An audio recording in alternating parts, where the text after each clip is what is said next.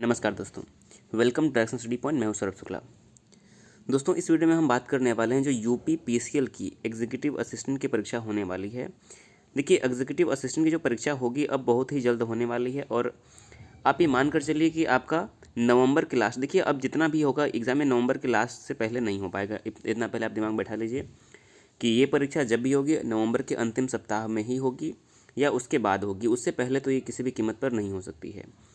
तो आपके पास जो भी 20 से 30 दिन का समय बचा हुआ है, आप उस समय को अपने तैयारी में दीजिए ताकि आप जो है अपने एक सीट को सुनिश्चित कर पाएँ। देखिए, इस वीडियो में हम इंग्लिश में जो है वोकैब सेक्शन से एक मोस्ट इंपॉर्टेंट वीडियो लेकर आए। इसमें आपको ईडियम और फ्रेजेस जो होते हैं, ईडियम फ्रेजेस से बनने वाले यानी कि जो मैक्सिमम टाइम रिपीट हुए क्वेश्चन एसएससी की परीक्षाओं में, विभिन्न परीक्षाओं में जो विभिन्न बार बार रिपीट हुए हैं ईडियम फ्रेजेस, वैसे जो है आज हम 25 के आसपास जो है आज देखने वाले हैं फ्रेजेस, ताकि जो है आपको एग्जाम में यहीं से क्वेश्चन 100% देखने को मिल जाएगा। तो वीडियो में ज़रूर अंत तक बनी रहिए। इसको आप लिख लीजिएगा, नोट कर लीजिएगा और इसको बिल्कुल रट लीजिएगा, याद कर लीजिएगा। ये क्वेश्चन आपको यहीं से मिलेगा। तो आइए शुरू करते हैं। देखिए, पहला वर्ड क्या पूछा गया, मैक्सिमम। अ रेड लेटर डे जो है 11 बार जो है रिपीट हुआ है एग्जामों में। सबसे ईजी है, याद करना भी आसान है। देखिए, अ रेड लेटर डे का मतलब ही होता है कि एन इम्पॉर्टेंट डे, यानी कि एक बहुत ही महत्वपूर्ण दिन जब होता है उसे हम बोलते हैं अ रेड लेटर डे। जैसे कि हम मान सकते हैं कि independence day is a red letter day in our Indian history, यानी कि जो इंडिपेंडेंस डे हमारा था 1947 में, वो एक रेड लेटर डे यानी कि बहुत ही महत्वपूर्ण दिन था। तो रेड लेटर डे का मतलब ही हो जाता है कि एन इम्पॉर्टेंट डे। बस आप इतना याद रखिए, वेरी स्पेशल डे। तो जैसे ही आप नौकरी पाएंगे वो आपके लिए एक रेड लेटर डे जो है हो जाएगा। आप ऐसे भी याद रख सकते हैं। दूसरा याद रखिए, गिफ्ट ऑफ द गैब, ये भी 11 बार क्वेश्चन पूछा गया है। तो जो गिफ्ट ऑफ द गैप का मतलब होता है कि बहुत अच्छी बोलना, यानी कि क्या होता है, जैसे एबिलिटी टू स्पीक वेल, बहुत ही अच्छी तरीके से बात को कहने वाले को बोलते हैं कि गिफ्ट ऑफ द गैप, यानी कि जिसमें वाक्पटुता हो, टॉक्स वेल, जो अच्छे से बात कर पाता हो उसे हम बोलते हैं गिफ्ट ऑफ द गैप। तीसरा वर्ड है a hard nut to crack. देखिए, ये भी जो है 10 बार रिपीट हुआ है।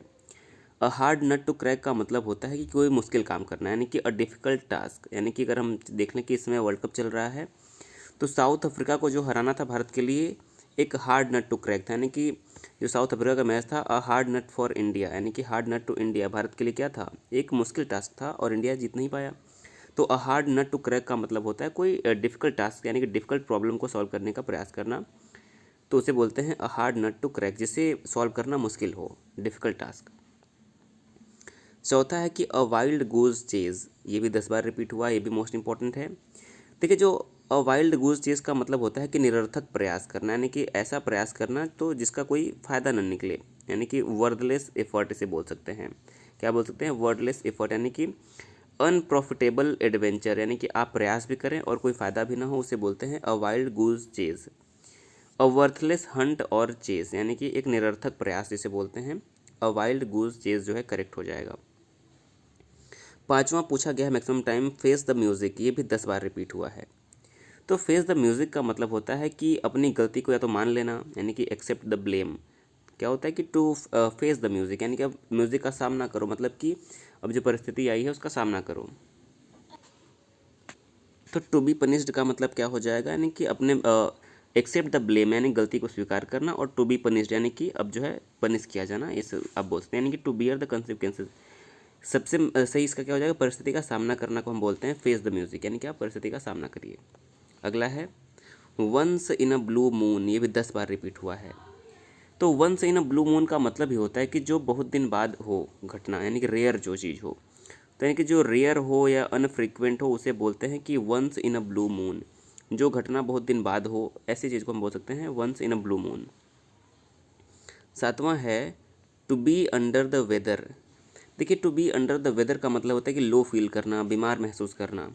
क्या हो जाएगा, नॉट वेल, यानी कि टू नॉट फील वेल, अच्छा फील नहीं करना ही होता है to be under the weather, यानी कि टू फील सिक और अनहेल्दी। मोस्ट इंपॉर्टेंट है, 10 बार रिपीट हुआ है। अगला है आठवां।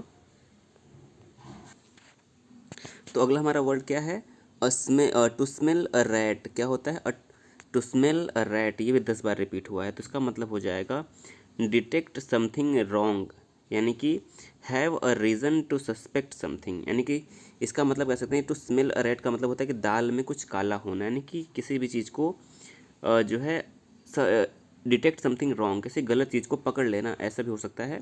टू स्मेल अ रैट, ये भी 10 बार रिपीट हुआ है। अगला है a bolt from the blue.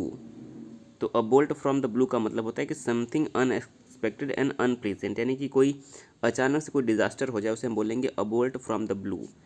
A sudden calamity, N unexpected disaster, यानी कि जो अनएक्सपेक्टेड डिजास्टर हो जाएगा उसे हम बोलेंगे a bolt from the blue. 10वां हमारा वर्ड है बीट अराउंड द बुश, ये भी इंपॉर्टेंट है, 9 बार रिपीट हुआ है। तो बीट अराउंड द बुश का मतलब होता है कि गोल गोल घुमावदार बातें करना, यानी कि मेन टॉपिक पर न आना, और राउंड अबाउट मैनर यानी गोल गोल बातें करना को हम बोलते हैं beat around the bush, avoiding the main topic. तो जो गोल गोल घुमावदार बातें करता है उसे हम बोलते हैं सर्कमलोक्विस्ट। क्या बोलते हैं? सर्कमलोक्विस्ट, यानी कि गोल गोल बातें करने वाला। अगला है ब्लो वंस ओन ट्रम्पेट। क्या होता है ब्लो वंस ओन ट्रम्पेट? जिसे हम कहते हैं कि अपने मुंह मियाँ मिट्ठू बनना, यानी कि खुद की प्रशंसा स्वयं करना। प्रेज वन सेल्फ, यानी कि अपनी तारीफ करने को बोलते हैं ब्लो वंस ओन ट्रम्पेट। 12वां वर्ड है बाई फिट्स एंड स्टार्ट्स। क्या हो जाएगा? बाई फिट्स एंड स्टार्ट्स का मतलब होता है कि अनस्टीडी, इरेगुलरली, यानी कि अनियमित रूप से कोई काम करने को बोलते हैं बाई फिट्स एंड स्टार्ट। 13वां है leaps and bound. By leaps and bounds, ये बहुत इंपॉर्टेंट 9 बार आया हुआ है। तो वेरी क्विकली बोलते हैं, जैसे कहते हैं कि दिन दूनी रात चौगुनी, अचानक से कोई चीज़ हो जाना। तो बाई लीप्स एंड बाउंड्स, यानी कि वेरी क्विकली कोई चीज़ होता है, उससे बोलते हैं लीप्स एंड बाउंड्स। 14 नंबर हमारा वर्ड है थ्रो। अगला वर्ड है थ्रो थिक एंड थिन। ये देखिए बहुत अच्छी ये एक फ्रेज है, थ्रो थिक एंड थिन, यानी कि अगर आप इसको थिक और थिन को ऐसे देखें कि सुख दुख में जो साथ रहता हो, जो हर परिस्थिति में आपका साथ दे, उसे बोलेंगे ऐसे। इसके लिए फ्रेज होता है कि थ्रो थिक एंड थिन, यानी कि सपोर्ट अंडर ऑल सर्कमस्टेंसेस, यानी कि गुड टाइम हो या बैड टाइम हो, जिसमें आपका कोई साथ दे, उसे बोलेंगे थ्रो थिक एंड थिन। ये भी 9 बार रिपीट हुआ है। 15वां वर्ड हमारा है to turn a deaf ear. क्या हो जाएगा? To turn a deaf ear, यानी कि किसी का डिसरिगार्ड करना, डिसरिस्पेक्ट करना, किसी की बात को न सुनना, उसे हम बोलते हैं to turn a deaf ear. किसी को नेग्लेक्ट कर देना, तो क्या हो जाएगा? To turn a deaf ear. 16 number word है एट द 11th आर। ये भी मोस्ट इंपॉर्टेंट है, कई बार रिपीट हुआ है। देखिए एट द 11th आर का मतलब होता है कि लास्ट मोमेंट पे कोई काम करना, जैसे कि एग्ज़ाम आ गया है और एट द 11th आर आप तैयारी कर रहे हैं, यानी कि लास्ट मोमेंट पे आप तैयारी कर रहे हैं, तो तैयारी पहले होनी चाहिए। तो एट द 11th आर का मतलब होता है एट द लास्ट मोमेंट। 17वां प्रश्न है कि 17वां वर्ड है ब्रेक द आइस। देखिए ब्रेक द आइस का मतलब होता है कि बात की शुरुआत करना, यानी कि दो लोग बैठे हैं, कौन आइस ब्रेक करता है, यानी कि कौन पहले बात शुरू करता है, यानी कि इनिशिएट समथिंग, टू स्टार्ट कन्वर्जेसन, उसको बोलते हैं ब्रेक द आइस, यानी कि एक इनिशिएट करना किसी भी जो है बातचीत को। अगला वर्ड है बरी द हैचेट। देखिए बरी द हैचेट का मतलब होता है कि पुराने झगड़े को भूल जाना, यानी कि अपने पास्ट को जो है, जैसे लिखा हुआ है क्या, टू मेक पीस, यानी कि फॉरगेट पास्ट क्वेरल्स, यानी कि पुराने झगड़े को भूलने को बोलते हैं बरी द हैचेट। बरी द हैचेट मतलब फॉरगेट पास्ट क्वेरल्स, पुराने झगड़े को भूल जाना। ये भी 8 बार रिपीट हुआ है। अगला वर्ड है 19वां क्लॉक एंड बुल स्टोरी। क्या लिखा हुआ है? Clock and bull story, cock and bull story. तो कॉक एंड बुल स्टोरी का मतलब होता है कि बिना सिर पैर की बात करना, जिसका कोई मतलब ना निकले, तो उसे क्या बोलेंगे?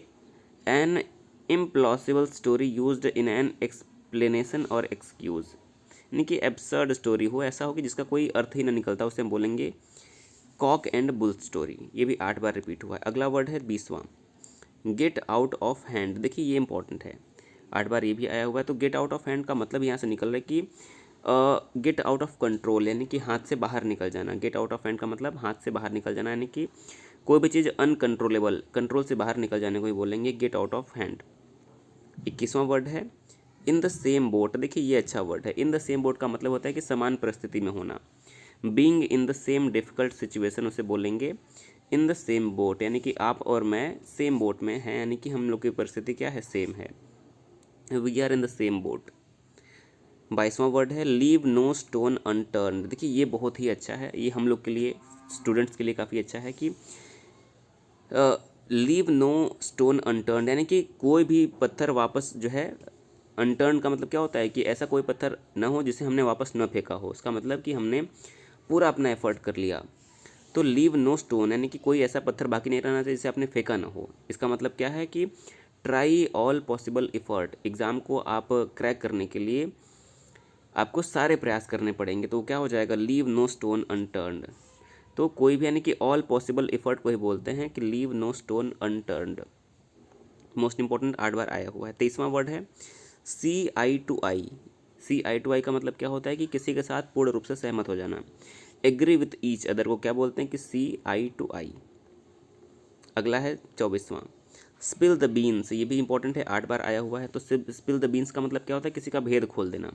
क्या होता है, भेद खोल देना, यानी कि reveal a secret, give away a secret, यानी कि लीक द सीक्रेट, यानी कि सीक्रेट को लीक करने को ही बोलते हैं स्पिल द बीन्स। ये भी 8 बार आया हुआ है। 25वां वर्ड हमारा है कि a fish out of water. तो ये तो आप समझ ही रहे होंगे, जल बिन मछली, अ फिश आउट ऑफ वाटर। तो बिना पानी की मछली का क्या स्थिति होता है, वो अनकंफर्टेबल महसूस करेगी। तो उसको बोलते हैं कि एन अनकंफर्टेबल पोजीशन, इसी को बोलते हैं कि a fish out of water. 26वां वर्ड है a snake in the grass. देखिए जो हिंदी में हम मुहावरा बोलते हैं ना कि आस्तीन का सांप होना, उसके लिए एक वर्ड है a snake in the grass, यानी कि छुपा हुआ दुश्मन होने को भी बोलते हैं अ स्नेक इन द ग्रास, यानी कि एन अनरिलायबल एंड डिसीफुल पर्सन, या आप कह लीजिए कि सीक्रेट एनिमी को बोलते हैं, अ सीक्रेट एनिमी को बोलते हैं अ स्नेक इन द ग्रास, यानी कि आस्तीन का सांप होना। अगला 27वां वर्ड है अ स्टोन्स थ्रो अवे। क्या होता है, अ स्टोन्स थ्रो अवे, कैसे पहचानेंगे, बहुत कम दूरी को बोलते हैं अ स्टोन्स थ्रो अवे, यानी कि अपने पत्थर, यानी कि इतनी दूरी जहाँ पर हम पत्थर फेंक सकें, इसका मतलब वेरी शॉर्ट डिस्टेंस। तो शॉर्ट डिस्टेंस को ही बोलते हैं कि अ स्टोन्स थ्रो अवे, यानी कि हमारा घर और आपका घर कितना है, अ स्टोन्स थ्रो अवे, यानी कि बहुत पास में है। 28 नंबर वर्ड है कि एट वंस विट्स एंड। क्या है, एट वंस विट्स एंड, इसका मतलब क्या होता है कि बहुत ऐसे स्थिति में आ जाना कि क्या करना है पता ही नहीं चलना, जिसे हम हिंदी में बोलते हैं किम कर्तव्य विमूढ़ होना। टू बी पजल्ड, यानी कि एकदम पहली, यानी कि उलझन में पड़ जाना, तो इसे बोलते हैं कि not knowing what to do, क्या करना है इसका पता न होना, उसे हम बोलते हैं at one's wits end, not knowing what to do. 29 word है at the drop of a hat. ये बहुत इंपॉर्टेंट है, at a drop of a hat. इसका मतलब होता है कि इंस्टेंटली, कोई भी काम बहुत इंस्टेंटली करना, यानी कि विदाउट हैविंग प्लान्ड, बिना प्लानिंग कोई काम करने को बोलते हैं। इंस्टेंटली कर जब कोई काम करना पड़े तब बोलेंगे eight the drop of a hat. जब समस्या आए तब उसका समाधान आप ढूंढने लगेंगे, इसको बोलते हैं eight the drop of a hat. जब सर पे कोई चीज़ पड़ती है तब हम उसका समस्या ढूंढने जो है हल ढूंढने निकल पड़ते हैं। 30वां वर्ड है B all years. B all years का मतलब होता है कि सारा ध्यान आपकी तरफ होना। बी ऑल ईयर्स यानी कि वेरी अटेंटिव होना, इसी को बोलते हैं कि ready to eager to listen, be all ears. 31 number है कि cost an arm and leg, यानी कि इसका मतलब आप समझ रहे होंगे, cost an arm and leg यानी कि बहुत ही महंगा पड़ना, वेरी एक्सपेंसिव होना, यानी कि हाथ और पैर को आप नुकसान करके, यानी कि इसको खो कर कुछ पाएँ तो उसका मतलब वो आपके लिए बहुत महंगी चीज़ है, cost an arm and leg. 32 number word है क्राई ओवर स्पिल्ट मिल्क, यानी कि दूध गिरने के बाद जो है उस पर रोना। कहने का मतलब क्या है कि अब पछताए होत क्या जब चिड़िया चुग गई खेत, यानी कि काम होने के बाद उस पर पछतावा करना। क्राई ओवर स्पिल्ट जो है milk, to complain about loss from the past, यानी कि पुरानी गलती पर जो है पछतावा करने को बोलते हैं cry over spilt milk. 33 word है कि फीदर वंस ओन नेस्ट। क्या लिखा है, फीदर वंस ओन नेस्ट का मतलब होता है कि प्रमोट देयर ओन इंटरेस्ट, यानी कि या तो ऐसे कह लीजिए कि प्रॉफिट इन अ डिसऑनेस्ट वे, बेईमानी करके लाभ कमाने को बोलते हैं feather one's own nest. To profit in a dishonest way, यानी कि एक गलत तरीके से जो है प्रॉफिट कमाने को बोलते हैं feather one's own nest. 34 number है spick and span. Spick and span का मतलब होता है क्लीन एंड टाइडी। क्या होता है, साफ और सुथरा, स्पिक एंड स्पैन। ये भी 7 बार आया हुआ है। टू ईट अ हम्बल पाई, इसका मतलब क्या होता है, टू ईट अ हम्बल पाई यानी गलती को स्वीकार कर लेना। क्या होता है, टू एक्सेप्ट डिफीट यानी कि नाक रगड़ना, सफ़र ह्यूमिलिएशन यानी कि अपमानित महसूस करना, admit that you are wrong, इस अपनी गलती को स्वीकार करने को बोलते हैं कि टू ईट हम्बल पाई। और आज लास्ट रखते हैं इसको, टू एंड इन स्मोक। क्या होता है, टू एंड इन स्मोक यानी कि धुएं में उड़ा देना, किसी भी चीज़ को धुएं में उड़ा देना का मतलब क्या होता है कि टू कम टू नथिंग, यानी कि and without any practical result, यानी कि बिना किसी परिणाम के किसी भी चीज़ को समाप्त हो जाने को बोलते हैं टू एंड इन स्मोक, कोई जो है परिणाम न निकलना। क्या होता है, टू एंड इन स्मोक, कोई परिणाम न निकलना। तो विदाउट रिजल्ट, तो इससे हो गया टू एंड इन स्मोक। देखिए 36 हमने डिस्कस कर लिए। ऐसे ऐसे हम करके बारी बारी से करके 200 जो है वर्ड डिस्कस करने वाले हैं, और इसके बाहर आपका एग्जाम में कोई भी इडियम फ्रेज नहीं आएगा। आज हमने आपको 36 बताया, आप आज इसको नोट करिए और आप जो है तुरंत इसको रट डालिए, क्योंकि एग्जाम में आपका बिल्कुल समय नहीं बचा हुआ है। ऐसे करके हम आपको वोकैब में और सारे पार्ट भी जो है करवा देंगे, ताकि आप जो एग्जाम में बिल्कुल सिलेक्टेड चीज़ पढ़ के जो है अच्छे नंबर आप ला सकें। तो वीडियो को जरूर शेयर करिए, कोई प्रश्न पूछना है तो ज़रूर पूछिए, कोई मन में आपकी शंका है समाधान आपको ज़रूर मिलेगा। वीडियो को शेयर करिए, चैनल को सब्सक्राइब करिए। वीडियो देखने के लिए बहुत बहुत धन्यवाद।